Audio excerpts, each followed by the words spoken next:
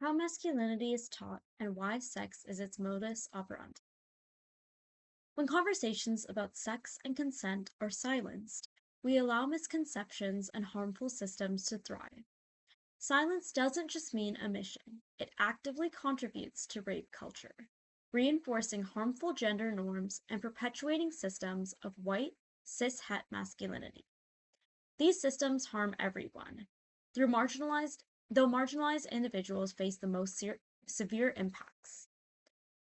In this video essay, I will explore how the lack of healthy, open dialogue about sex and consent creates harmful scripts, pressures masculinity into toxic forms, and sustains systemic violence, particularly on university campuses. I will argue that the pervasive silence surrounding sex and consent not only perpetuates rape culture, but also reinforces the dominance of white cis-het masculinity, creating harmful scripts and systemic inequalities that profoundly impact marginalized groups. Misunderstanding consent as a power mechanism. The absence of healthy conversations about sex and consent allows deeply ingrained misconceptions to flourish. When we don't teach mutual boundaries, consent becomes twisted, entangled with dominance and control.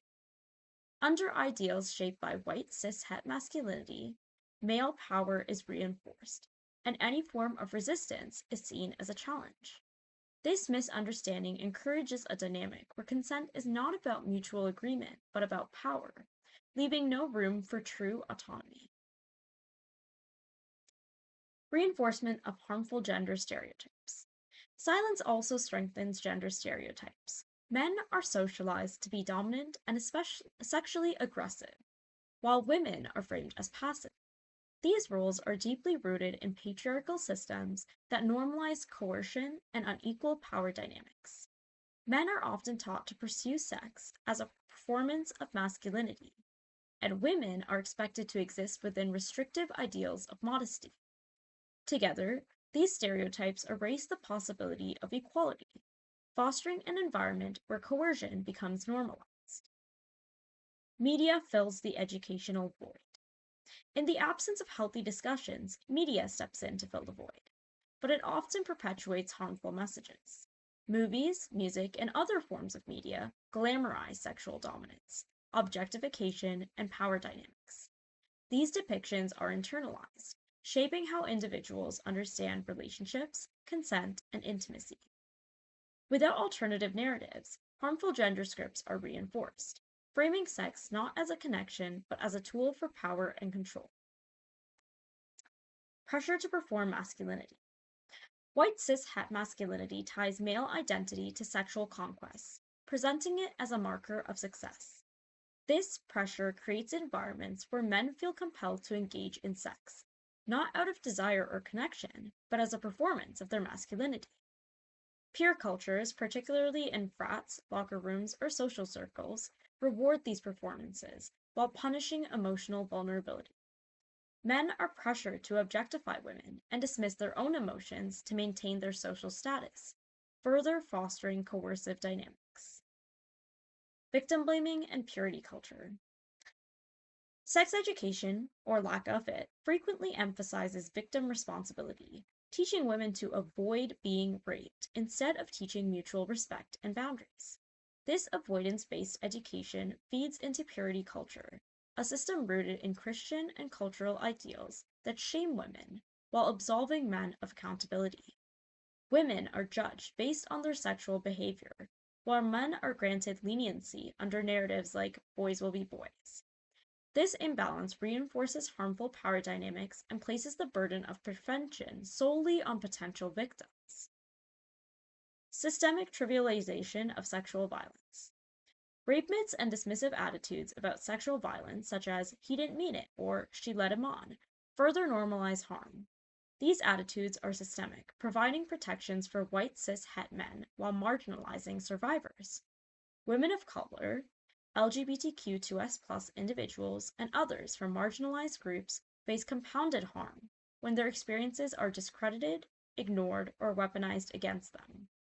Silence sustains these systems by preventing accountability and systemic change.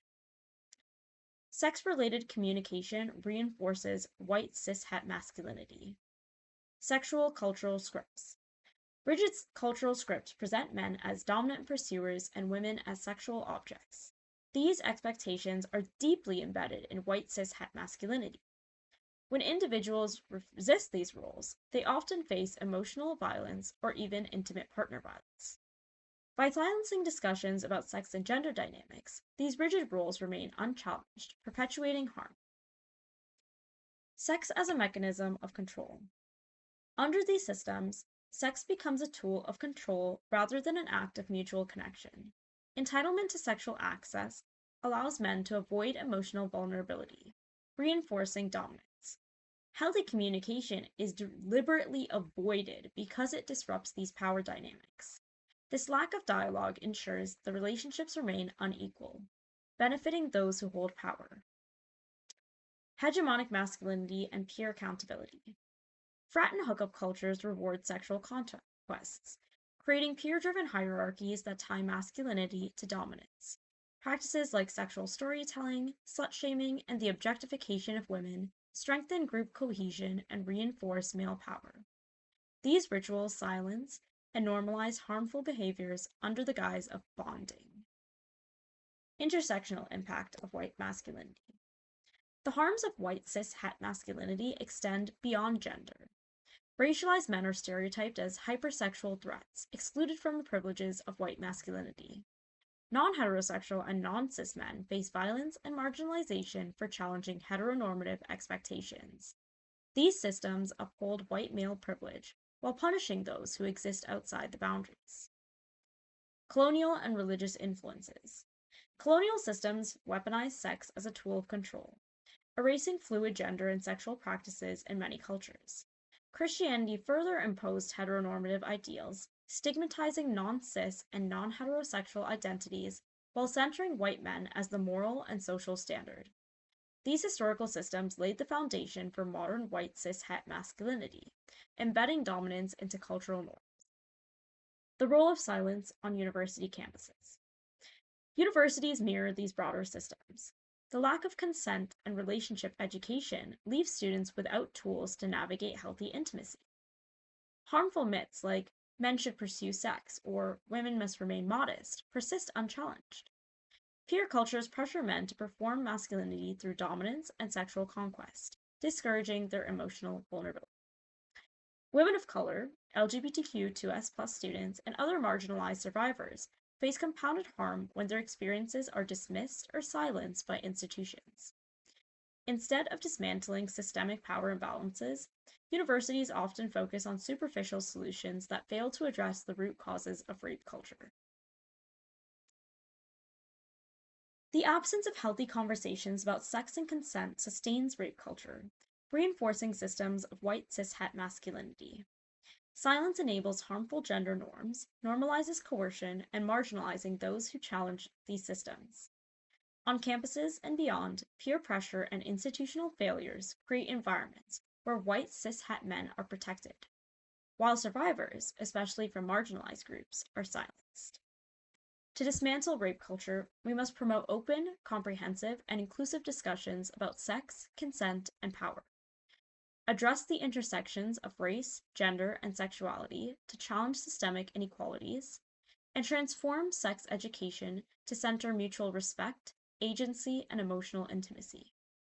By fostering honest dialogue, we can challenge patriarchal systems, dismantle white cis-het masculinity's dominance, and create safer, more equitable spaces for everyone.